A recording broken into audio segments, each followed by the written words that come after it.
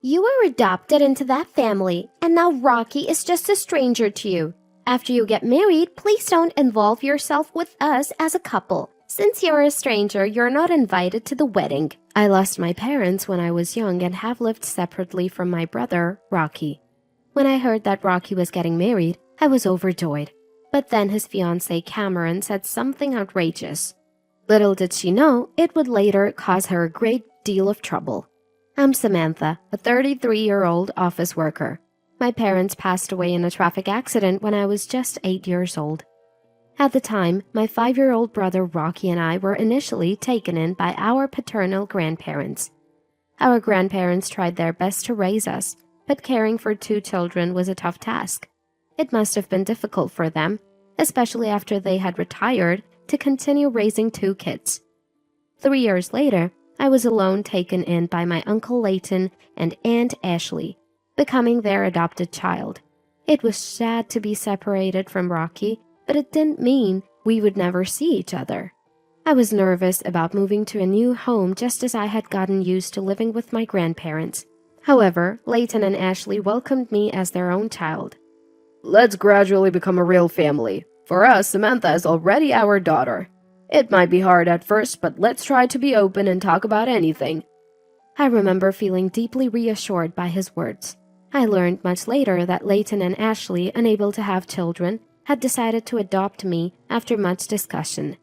Their home was a bit far from my grandparents, but a 30-minute bus ride was all it took, and I thought soon I could visit Rocky on my own. And so my life as Leighton and Ashley's daughter began. Being a biological parent and having a parental relationship aren't the same. At least, that's what I believe. One doesn't have to give birth to be a mother. A parent-child relationship can develop over time, through shared experiences and mutual affection. I learned this firsthand living with Leighton and Ashley. Though there is no blood relation between Leighton, Ashley, and me, we are undoubtedly parent and daughter, a family. I only shared this with close friends, and they were often surprised to hear we weren't biologically related. Some even praised me for growing up well despite my circumstances. But it was all due to Leighton and Ashley's love and patience. Initially, I couldn't fully open up to them, was sometimes willful, and even had a rebellious phase in hindsight. I'm truly grateful to them for accepting and facing these challenges with me. And now I wholeheartedly think of Leighton and Ashley as my parents. As an adult, I wanted to give back to them, even if just a little, so I joined Leighton's company, worked hard, and now serve as a supervisor. Rocky and I kept in touch regularly. Once we both had mobile phones, we exchanged messages and calls directly, and I sometimes visited him. However, our meetings dwindled after high school, and my messages were often met with brief replies. It seemed normal for siblings of the opposite sex to drift apart as they grew older. But like me, Rocky grew up well and remained kind-hearted under our grandparents' care. Though he must have felt lonely at times without parents, he never caused me much worry. Eventually, Rocky graduated from college and joined a renowned company, a source of great pride for our grandparents and me as his sister. Then, this year, when he turned 30, he surprisingly reached out first, wanting to introduce me to the woman he was going to marry. While I was happy for him, I also felt a bit upstaged. I regretted that our grandparents weren't around to share the joy. They would have been delighted. A few days later, Rocky brought his fiancée to meet Leighton, Ashley, and meet me at our home.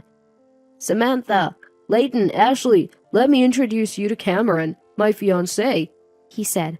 Having lost our parents at a young age and then separated, our journey had been a challenging one. Seeing Rocky so happy and smiling, I couldn't help but feel like a mother to him. It amazed me that Rocky, once a small and cute little brother, was now introducing Cameron to us. This is my sister, Samantha. Thank you for coming today. I smiled at Cameron as I was introduced. Rocky, I'm so happy to see you after such a long time. You've become such a respectable man. Congratulations on your engagement. I'm so happy to meet you, Cameron. Thank you for coming. Leighton and Ashley also smiled and spoke to the couple. No, it's natural to attend a family meeting. I wanted to talk with Samantha too, she replied with a clear, smiling face. I had imagined her to be a quiet lady since she's the daughter of a business partner, but she seemed very composed. Rocky is a gentle, easygoing type, so maybe he matches well with a woman like her. She looked straight at me with determined eyes. That day, we introduced ourselves to each other and had a casual conversation with Leighton and Ashley over some cake. "Samantha, are you single? Any plans for marriage? You're adopted by this family, aren't you? Don't you live alone?" She asked various questions, seeming to investigate, but I felt she was trying to get to know me, her future sister-in-law. I was pleased when she wanted to exchange contact information when leaving. Later, she contacted me to meet at a cafe, and I felt ticklish, thinking this is what it's like to have a sister. However, my light-hearted mood was about to be abruptly overturned. As we started drinking coffee face-to-face, Cameron began, "I wanted to talk with Samantha alone today." "Sure, thank you. It's just us girls here, so if you have any complaints about Rocky or anything hard to say, feel free to tell me." That's not what I want to talk about." Did she just sigh? I felt something off in the atmosphere and looked up, meeting her steady gaze. "There's something I want you to promise before we get married." What could it be? The mention of a promise made me a little nervous, especially since her gaze was so intense. "Samantha, you're an adopted child of that couple and single, right?" Yes, that's right." I was surprised by her sudden question, but answered. "Rocky is now a stranger to you, right? After getting married, please don't involve yourself with us." "What?" I was so shocked that I let out a foolish sound. "We won't invite you to the wedding since you're a stranger." What? Wait, just a minute. What is she saying?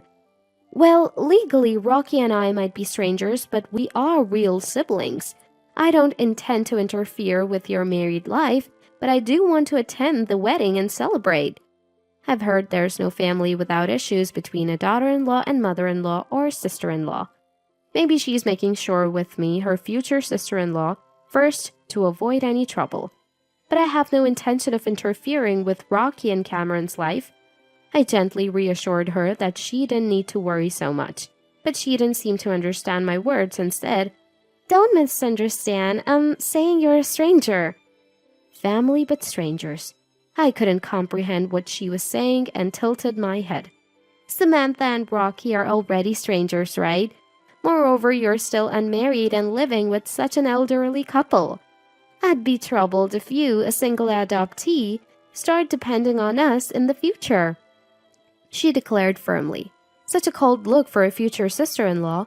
Unfazed by my stunned expression, she continued, "After the couple passes away, it's out of the question for you to leech off us." Wait a minute. They're still very much alive, so stop saying things like that. Besides, I have a proper job and income. Yeah, barely. If you were unemployed, I wouldn't have even attended the family meeting." She interrupted me and glared. "Anyway, you're not invited to the wedding, and don't invite us to your life events either. Just because you're single doesn't mean we'll take on any future support or caregiving." What does she think of me? Sure, I'm single now, but I have a job and savings.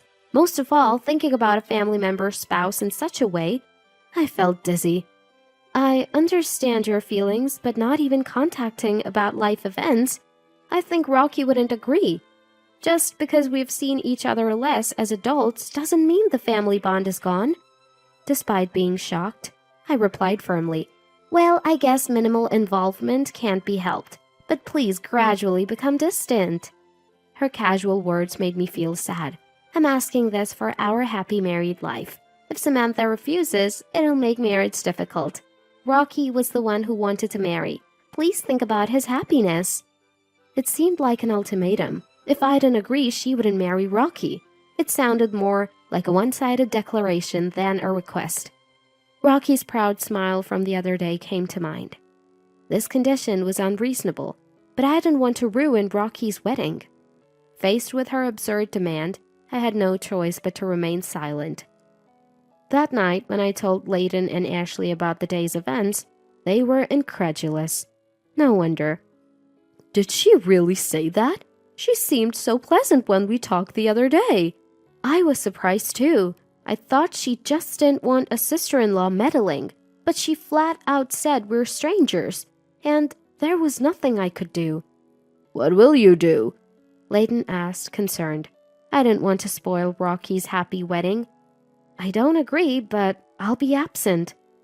Once things settle, I plan to meet and celebrate with Rocky alone. I see. But if Samantha is treated like that, we don't feel like attending either.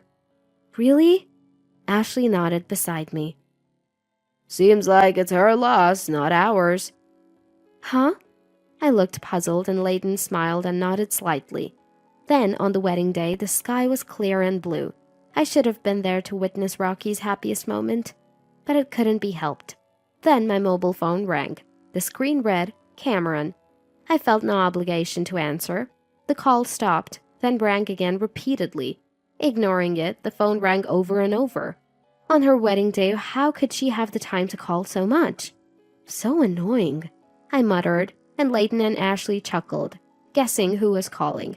I put it on silent mode, but now it vibrated repeatedly. I wondered what face she made, having declared me a stranger. Eventually the phone quieted down, but my call log was filled with Cameron's name, almost like a stalker. I found it funny. There were several voicemail messages, but I had no desire to listen. That afternoon, while enjoying snacks with Layton and Ashley, the doorbell rang insistently. When I went to the door, Cameron barged in furiously. Why didn't you answer the phone? Do you know how many times I called? Isn't it your wedding day? What do you want at a stranger's house? Your absence ruined the wedding. Really? I smiled back, full of ease.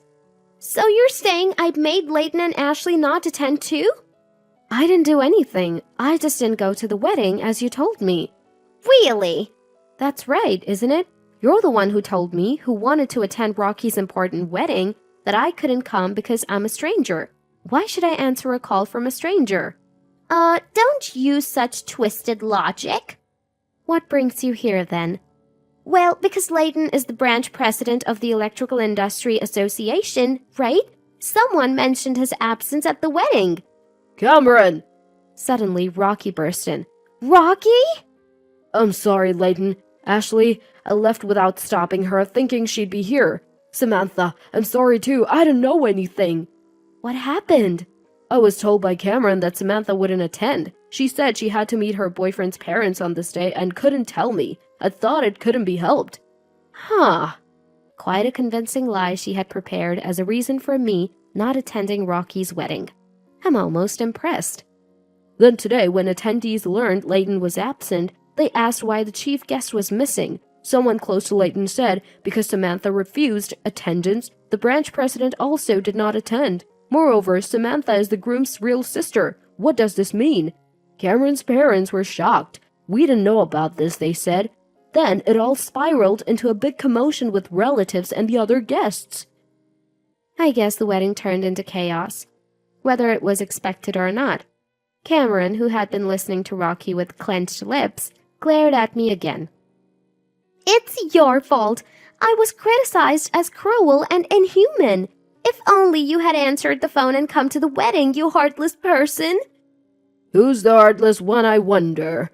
Layton, who had been quietly observing, stood up and spoke. I decided not to attend on my own. Samantha actually wanted to attend for Rocky's sake. Really? I'm a business owner and currently serve as the branch president of the Electrical Industry Association. I have relationships with Rocky's major manufacturer and your father's parts factory, but you've ruined this connection. Such discourtesy will become known, and it'll not only affect your position, but also your father's company. Oh! By the way, Samantha is now a chief officer in our company. She's studying technology and management every day and is indispensable. She's been the secretary of the Electrical Industry Association for 2 years now, so she has a considerable network in the industry. What? Cameron, who had looked down on me as a single poor nuisance, was shocked. Indeed, these siblings lost their real parents when they were young. It's a sad story, sadder than we can imagine. Layton continued in a calm, dignified voice. But Samantha has bravely forged ahead in life. You, who judged her unilaterally as an adoptee and single, are far more than foolish. Cameron had no comeback. She didn't have the words to argue with Leighton. She turned her anger back on me. This liar! If I knew this person was important and rich, I would have let you attend the wedding. Enough already, I said firmly to her, who still couldn't say anything but that. I tried to talk about my work, but you didn't listen, did you? Everyone introduced themselves on the day of the family meeting. You only remembered that I was single and an adoptee. You end up in such situations because you judge people only by their titles and appearances. I'm not here because I can't afford to live alone, but because I want to be with my parents, Leighton and Ashley. What? We're family. Now, stranger, please leave. Wait, if you don't mediate, I'll be the bad guy. Do something, sister. I'm not your sister. I'm a stranger. I smiled and corrected her. He's my cute little brother's fiancée, so you're like a sister. Stubborn, aren't you? Take responsibility for what you said. If you smooth things over, I'll take back what I said before. There's nothing I can do as a stranger. Wait, what? Then, goodbye. Wait, don't go like that! Come on, let's go. I still have a lot of questions for you. Cameron, still protesting, was forcibly taken away by Rocky. After that, Rocky and Cameron's wedding was called off midway, and Cameron was billed for the cancellation fees. She complained it was unfair, but her parents accepted it was their daughter's fault. Her father's company, though she was a president's daughter, was just a small factory. Maintaining relations with Rocky's major company and the Electrical Industry Association, where Leighton served as branch president, was vital for the survival of their business. Now, due to her actions, her parents were busy apologizing. Of course, she was scolded severely for causing such a situation and wasn't even allowed to return home. She tried to stay with friends, but after the wedding fiasco, they distanced themselves and no one was willing to help. Rocky came to apologize for what happened. It turns out she only liked me because I work at a big company and have no parents, so I'm not a hassle. And treating Samantha like a nuisance, I hate that I couldn't see through her. We all cheered up the downcast Rocky together with Leighton and Ashley. It's good that the marriage certificate wasn't issued yet. She was pretty, and if she hid her true nature in front of you, it's no wonder you were deceived. Rocky is too kind. It's unfortunate about her, but you'll surely find someone who truly loves you. Really? Here, Rocky, your favorite sweets from that shop. Let's have some coffee. This incident seemed to have brought me closer to Rocky, whom I hadn't seen much since we became adults. I realized I had been neglecting to keep in touch with Rocky too. The reason for our reunion was his marriage announcement, so in that sense, I guess I should be thankful to her. Watching Rocky talk with Leighton and Ashley just like a real family, I thought about this. Friends, lovers, family. Maybe we tend to take those closest to us for granted and forget to care for them over time. I want to cherish and protect this happiness, taking care of the important people in my life. Are your loved ones doing well?